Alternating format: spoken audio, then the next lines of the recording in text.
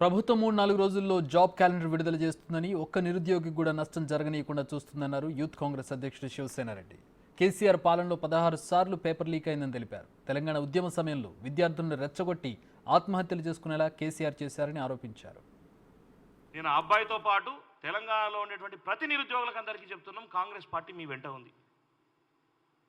ఈరోజు ఏదైతే మీరు అనుకుంటున్నటువంటి కోరికలు ఉన్నాయో వాటన్నింటినీ కాంగ్రెస్ పార్టీ పరిశీలిస్తుంది.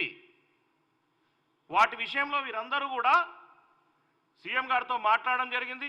దాని గురించి చీఫ్ సెక్రటరీ గారితో మాట్లాడుతున్నారు. రెగ్యులర్గా డిస్కషన్స్ జరుగుతూ ఉన్నాయి.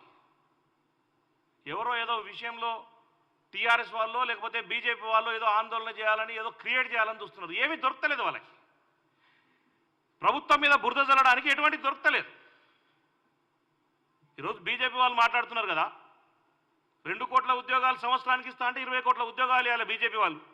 మరి దాని గురించి మాట్లాడతలేరు ఎందుకో? రంగ వ్యవస్థను ప్రైవేటీకరణ పేరుతో ప్రభుత్వ రంగ సంస్థలన్నింటినీ నిర్వీర్యం చేసి ఈరోజు రిజర్వేషన్లకు సంబంధించిన రిజర్వేషన్లు తొలగించే ప్రక్రియలో బీజేపీ ఉంది. ప్రభుత్వ రంగ సంస్థలను నిర్మించింది కాంగ్రెస్ పార్టీ. వాటిని అన్నింటినీ ఒక్కొక్క ఇటుక అమ్ముకుంటూ పోయి బీజేపీ నిర్వీర్యం చేసింది బీజేపీ ప్రభుత్వం.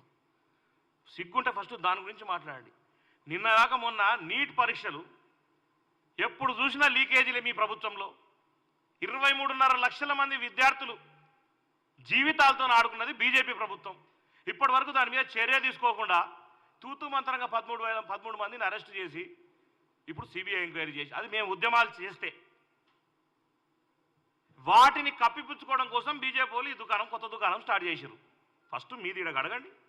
2 కోట్ల ఉద్యోగాలే సంవత్సరానికి ఇస్తాను, 20 కోట్ల ఉద్యోగాలు తీసుకురండి. తెలంగాణ వాటా దాదాపు 80 లక్షల ఉద్యోగాలు రావాలి, ఫస్ట్ అవి తీసుకురండి. అప్పుడు మాట్లాడండి. బీజేపీ ఎంపీలు అందరూ కూడా నీట్ పరీక్షను రద్దు చేపించరండి. 8 మంది ఎంపీలు ఉన్నారు, 2 కేంద్ర మంత్రులు ఉన్నారు. సిగ్గుండాలి ఇద్దరన్నా మాట్లాడి. మీకు చిత్తశుద్ధి ఉంటే మీరు ఇస్తాన ఉద్యోగాలు ఇచ్చి ఆ తర్వాత చెప్పండి. మీరు మాకా నీతి సూక్తులు చెప్పేది మీరు. టీఆర్ఎస్ ప్రభుత్వ నాయకులకు కూడా ఒకటే చెప్పదలుచుకున్నాం. హరీష్ రావు గారు అసెంబ్లీ స్తంభిస్తానంటారు. మేము ఎన్నిసార్లు అసెంబ్లీ స్తంభించుంటాం? ఇదే మీరు పేపర్ లీకేజీలు అని చెప్పి మేము కొట్లాడితే మమ్మల్ని తీసుకుపోయి జైలు వేసారు కదా. ఇదే 4,000 రూపాయల నిరుద్యోగ వృత్తి గురించి ఆయన మాట్లాడితే నవ్వొస్తుంది. 4,000 రూపాయల నిరుద్యోగ వృత్తి ఈ పేపర్లో రాసిన, అంటే ఆయన మాట్లాడిన విధానం 4,000 రూపాయల నిరుద్యోగ వృత్తి గురించి ఒకప్పటి నుంచి ఉన్నటువంటి బాకీలన్నింటినీ కలిపి ఇవ్వాలని చెప్తున్నాడు. ఒకప్పుడు ఉన్నది ఫైనాన్స్ మినిస్టర్ ఎవరు? నువ్వే మర్చిపోయినవేమో. మరి ఆ 5 ఏళ్ళు ఏం చేసినావు? గాడిదలు కాసిరా మీరు? మీరు ఇవ్వాల్సిన పైసలే కదా. మరి నీకు తెలుసు కదా 5,000 నేను 3,000 రూపాయల నిరుద్యోగ వృత్తి మేము ఇవ్వలేమని చేతులు ఎత్తేసిందే నువ్వు కదా. మరి ఎందుకు మాట్లాడతలేవు దాని గురించి? ఈరోజు సిగ్గు లేకుండా 4,000 రూపాయల నిరుద్యోగ వృత్తి ఇవ్వాలని మాట్లాడుతున్నావా? 10 ఏళ్ళు పరిపాలన చేసింది మీరు.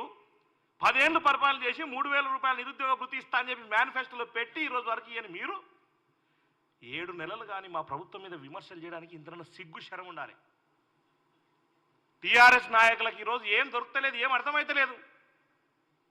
విద్యార్థులందరికీ కూడా మీ అందరినీ తప్పుబో పట్టించే పరిస్థితిలో ఉన్నది. ఖచ్చితంగా దీని గురించి సమీక్ష సమావేశాలు జరుగుతున్నాయి. ఈరోజు కాదు, చాలామంది విద్యార్థులు మాట్లాడుతున్నారు. దానికి సంబంధించిన విషయం గురించి వెంకట్ మాట్లాడుతున్నారు, మేము మాట్లాడుతున్నాం, రియాజ్ గారు, ఇక్కడ ఉండేటోళ్ళు దయాకర్, అందరూ డిస్కషన్ జరుగుతుంది. సీఎం గారు గురించి దాని గురించి పునరాలోచిస్తున్నారు.